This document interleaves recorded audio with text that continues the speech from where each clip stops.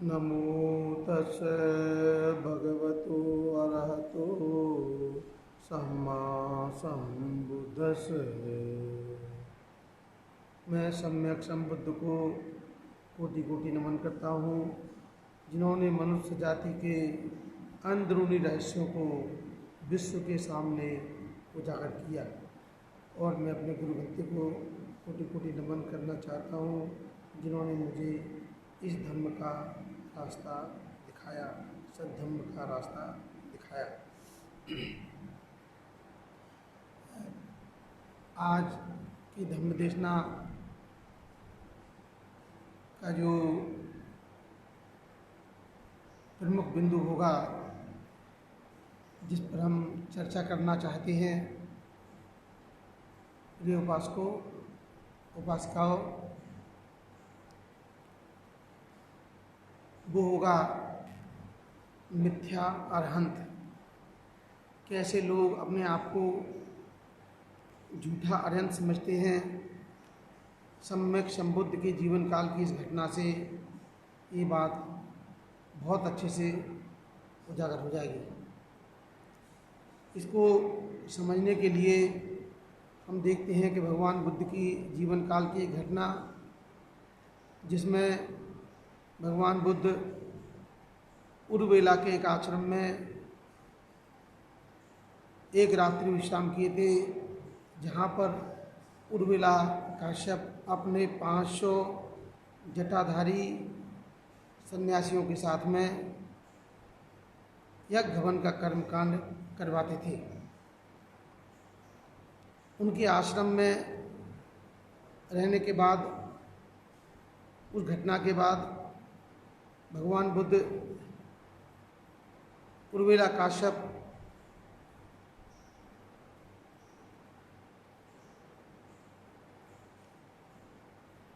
उनसे बहुत प्रभावित हुए। परंतु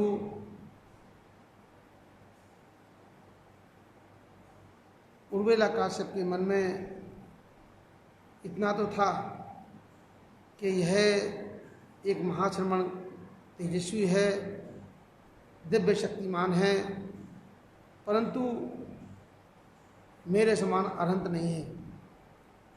ये उर्वेला काश्यप के मन में था कि ये मेरे समान अरहंत नहीं है।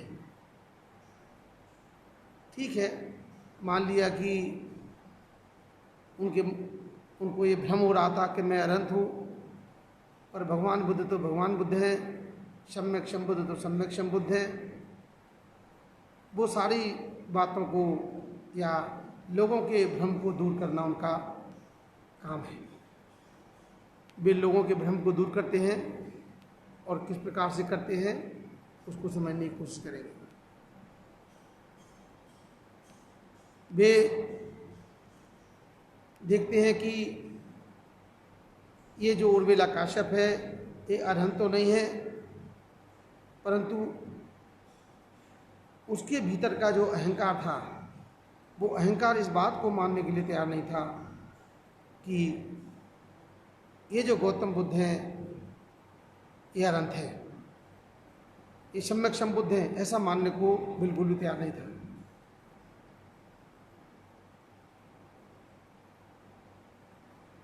और वो किसी प्रकार से आश्रय में मुक्त नहीं था।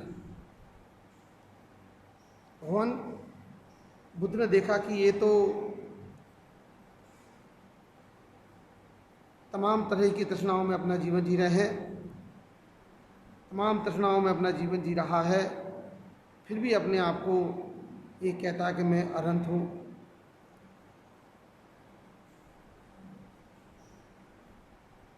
परंतु भगवान बुद्ध की सच्चाई को अंत में उसने स्वीकार कर लिया, और स्वीकार करने के बाद उसने स्वीकार किया कि मैं वास्तव में आश्रय विमुक्त अरहंत नहीं हूँ। मेरे आश्रय से मैं मुक्त नहीं हुआ हूँ, मेरी तृष्णाओं से मैं मुक्त नहीं हुआ हूँ, मेरे दुखों से मैं मुक्त नहीं हुआ हूँ, मैं अरहंत नहीं हूँ। भगवान बुद्ध ही आश्रय विमुक्त अरहंत है, ये बात स्वीकार कर ली। जब ये बात स्वीकार कर ली तो बड़े विनीत भाव से उसने धर्म को सीखा, बड़े कल्याणकारी मार्ग को उसने बड़े करुणा और मैत्री से सीखा। और उसने ही नहीं सीखा बल्कि उसके 500 शिष्यों ने भी सीखा। और वो 500 शिष्य जो है, जो जटाधारी कर्मकांडी थे सन्यासी, वे सारे के सारे सन्यासी भगवान बुद्ध के शरण में आ गए और भगवान बुद्ध को उन्होंने अपना गुरु माना। उर्मिला काश्यप ने जब भगवान बुद्ध को अपना गुरु माना तो भगवान बुद्ध ने बहुत सारी बातें उर्मिला काश्यप को समझाई और उन्होंने कहा कि उर्मिला काश्यप को अब होश आ गया और वो सही मायने में अब अरहंत है, सही मायने में स्थितप्रज्ञ है, जैसे होता है वैसे है। भगवान बुद्ध ने कहा कि जब तक कोई व्यक्ति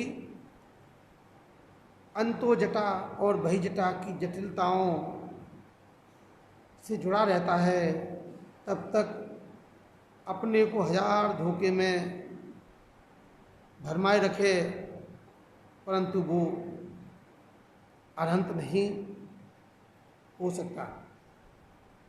अरहंत से वह कोसों दूर रहता है।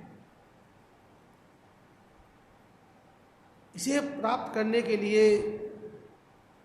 उर्मिला काश्यप ने बहुत परिश्रम किया, बहुत ईमानदारी से काम किया, बहुत पुरुषार्थ किया, बहुत मेहनत की और अंत में वो भी अरहंत हो गया।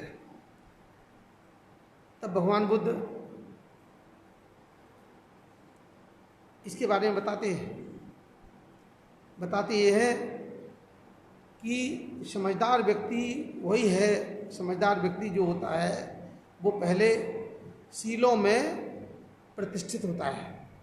सीले प्रतिष्ठाय, सील में प्रतिष्ठित होता है। लेकिन केवल सील में प्रतिष्ठित होने से मात्र लक्ष्य की प्राप्ति हो जाएगी या अंतिम लक्ष्य तक पहुंच जाएगा, ऐसा मुश्किल है, ऐसा संभव नहीं है। सील में प्रतिष्ठित होकर भी जब तक वो चित्त पयंच भावयं, जब चित्त से वो अपनी चित्त की भावना करता है, जब वो चित्त की एकाग्रता द्वारा यानी समाधि की अवस्था में पहुंचता है और समाधि से फिर प्रज्ञा की भावना को जगाता है, तब जाकर के वो अपने लक्ष्य की ओर अग्रसर होकर निर्वाण का साक्षात्कार कर सकता है, यानी वो अरहंत हो सकता है। तो सील समाधि प्रज्ञा, सील समाधि के लिए, समाधि प्रज्ञा के लिए और प्रज्ञा विमुक्ति के लिए। फिर भगवान यहाँ पर समझाते हैं प्रज्ञा के बारे में कि प्रज्ञा भी 3 प्रकार की होती है। एक होती है चिंतनमयी प्रज्ञा, एक होती है शुद्धमयी प्रज्ञा और तीसरी होती है भावनामयी प्रज्ञा। तो शुद्धमयी प्रज्ञा को समझें कि शुद्धमयी प्रज्ञा का मतलब इतना है कि यदि किसी बात को हमने सुन लिया, कहीं पर हमने पढ़ लिया उसको, तो वो शुद्धमयी प्रज्ञा हो गई हमारी। या किसी से प्रवचन सुन लिए, उससे कुछ ज्ञान हासिल हो गया, उसे शुद्धमयी प्रज्ञा कहते हैं। और फिर उस पर वो चिंतन करता है, कोई घटना को लेकर के, कोई दर्शन को लेकर के, कहीं पढ़ लिया, कहीं पर वो उस पर फिर चिंतन कर लिया, तो चिंतन करने के बाद वो चिंतनमयी प्रज्ञा कहलाती है। और एक प्रज्ञा होती है जो बड़े काम की होती है, वो होती है भावनामयी प्रज्ञा। जब व्यक्ति, सील संपन्न व्यक्ति, समाधि युक्त व्यक्ति जब भावनामय प्रज्ञा को जगाता है, यानी अपनी अनुभूति के स्तर पर वो सारी चीज़ों को उसका प्रैक्टिकल करता है, अनुभूति के स्तर पर देखता है, अपनी स्वानुभूति से देखता है, दूसरे की अनुभूति से नहीं, अपनी खुद की अनुभूति से जो देखता है, जो महसूस करता है, जो ऑब्जर्व करता है, वो जो है उसकी भावनामयी प्रज्ञा होती है।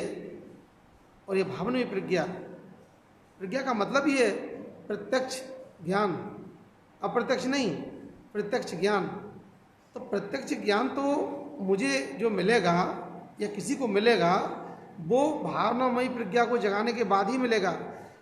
इसीलिए भगवान बुद्ध ने कहा कि ये जो अंदर की जटा है और बाहर की जटा में जब तक आदमी उलझा रहेगा तब तक उसको निर्वाण का रास्ता नहीं मिल पाएगा।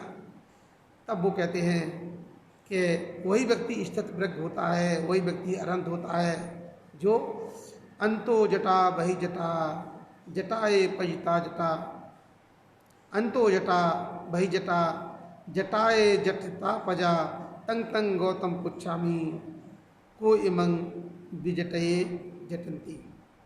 भीतर की जटाएं, भीतर में जो जटा लगी हुई है, गांठें लगी हुई हैं, और बाहर भी जटा है, बाहर भी गांठें लगी हुई है। तो सभी लोग इस जटा में बहुत बुरी तरह से उलझे हुए हैं।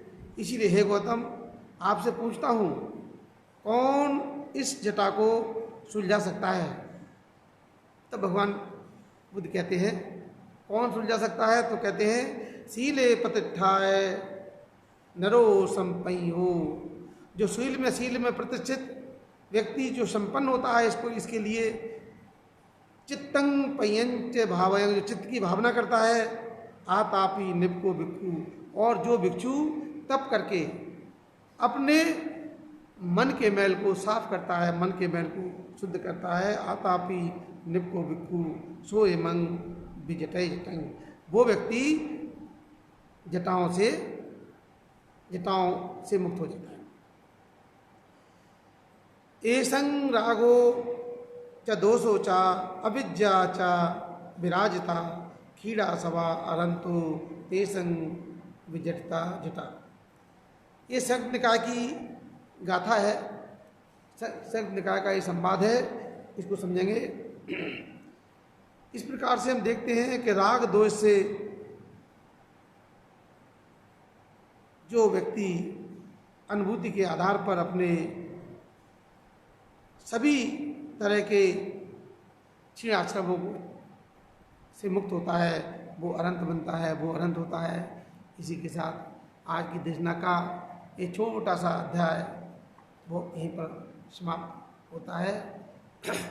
भवतु सब मंगलं रक्षन्तु सब देवता सब बुद्धानुभावेन सदा सोति भवन्तु ते सब धम्मानुभावेन सदा सोति भवन्तु ते सब संघानुभावेन सदा सोति भवन्तु